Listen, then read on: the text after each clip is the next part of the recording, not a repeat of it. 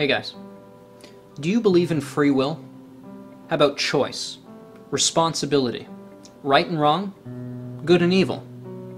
In my last video, called Right and Wrong, I argued that if you are an atheist, a materialist, a naturalist, or an evolutionist, you cannot believe in free will, choice, responsibility, right and wrong, or good and evil. Now, I received many responses in the comments section from people attempting to defend their beliefs in things like right and wrong, choice, and free will from an atheistic, materialistic, naturalistic, evolutionary worldview. Upon reviewing the comments very carefully and responding to as many as my time permitted, it occurred to me that none of the responses were adequate, and I wanted to review some of the comments that I received on camera for you guys to come to your own conclusions and tell me if you believe still that you can believe in right and wrong, good and evil, responsibility, choice, and free will within a materialistic, naturalistic, evolutionary, atheistic worldview. Let's begin. This atheist says, morals are the rules defining right and wrong. I'd stop right there and ask him, well, how do you then figure out what is moral without right and wrong? And because they came from an evolutionary process that's selected for group cohesion and cooperation, we know that instinctual morals will benefit all the individuals in a society by directly benefiting that society. What Hitler did was wrong because it doesn't benefit society, even though the Nazi Party backed him. I don't know that I'm 100% right. No one does. That's an absolute statement. But I can say that from my best judgment, it is correct. Oh boy. Okay, so we've got morals are defined by right and wrong are defined by morals. Try and figure that one out.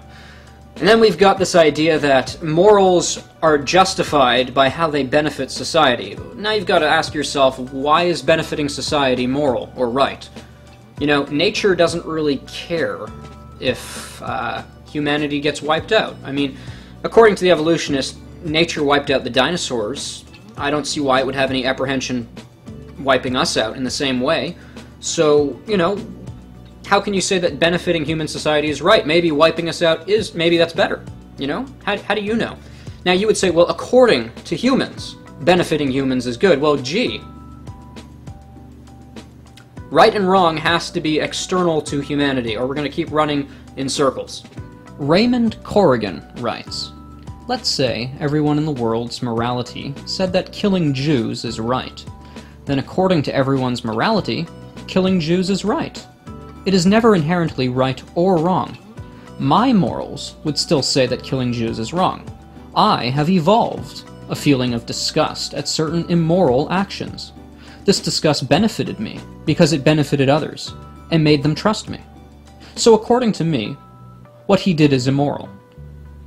The reason I chose this comment is because I think this is a wonderful sampling of what the evolutionist, atheist, materialistic naturalists out there on YouTube actually believe. So I want you to ask yourself, is this actually what you believe? And if so, I'd like to take a moment to show you that everything this guy said is wrong.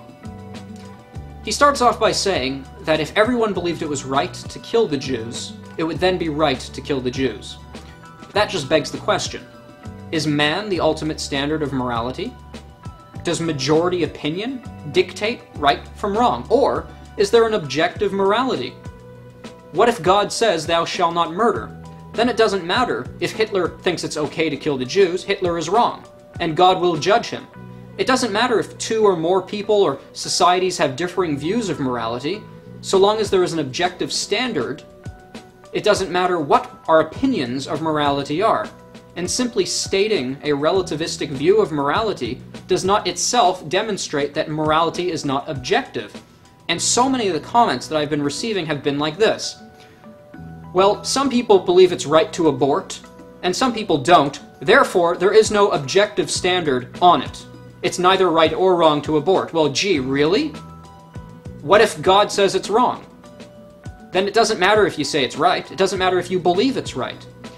Just because people have differing opinions of morality, or reject morality altogether, does not mean morality does not exist, or that there's not an objective, absolute standard.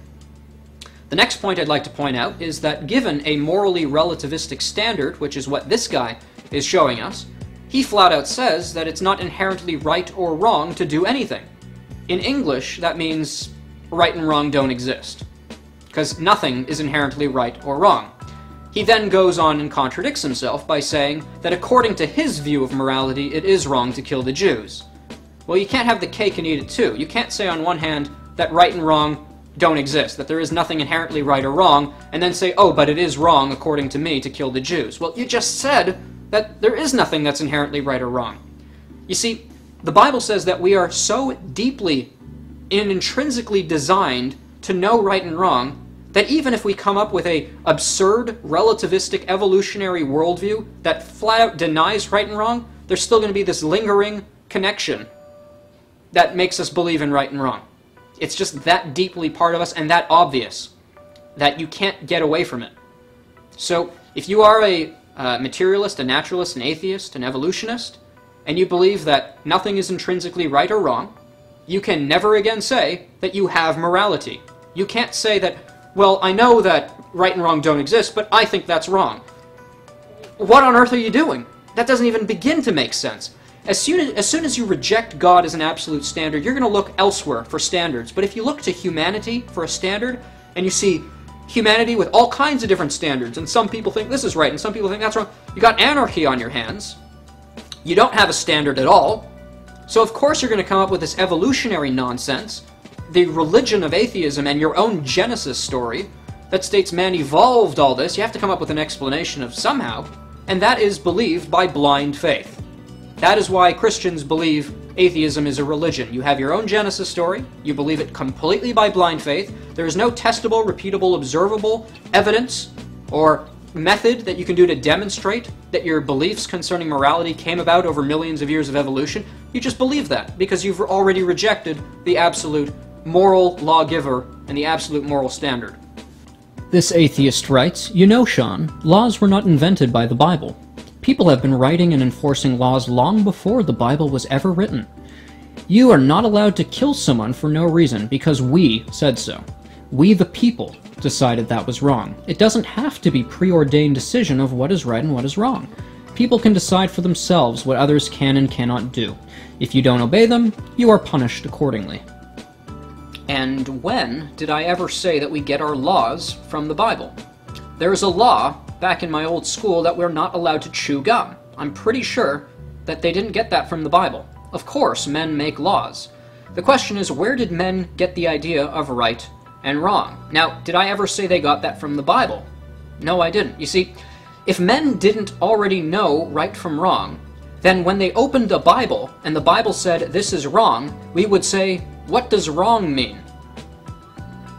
You see, part of our very nature, the way we're designed, as the Bible says, is we know right from wrong. We have an understanding of what that means. So the question is not where do we get our laws from?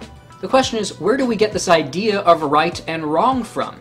And there can only be a justified, that's the key word, there can only be a justified view of right and wrong if there is an absolute standard of right and wrong.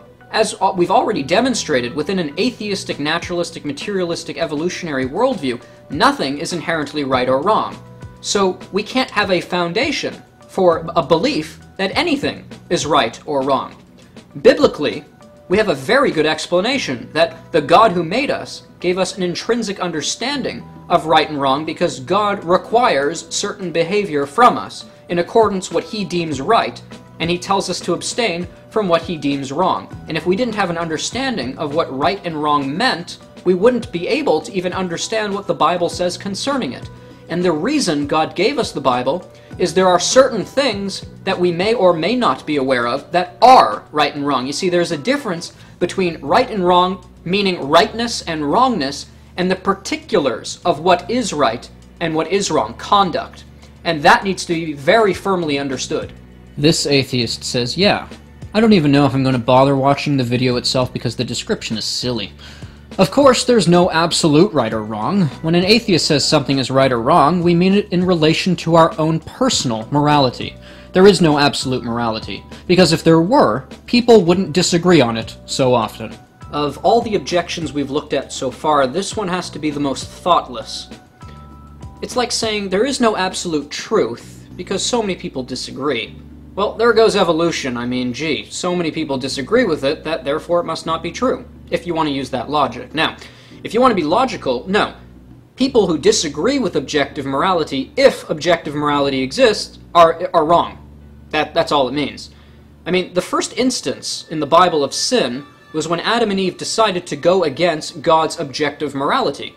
The first sin in the Bible was actually relativistic morality, them deciding what they could do. That's the biggest sin, that's the first sin, and that's the cause of all sin, is people deciding what's right and wrong apart from God telling them what to do, since God is the judge and the standard. As soon as we start deciding what's right and wrong and acting as our own gods, we're going to run into problems, especially on Judgment Day, when our morality crumbles before the absolute and eternal standard of God. This guy says, some atheists do believe in objective morals. Oh yeah, I've heard of those atheists. Those are the atheists that believe in God, right?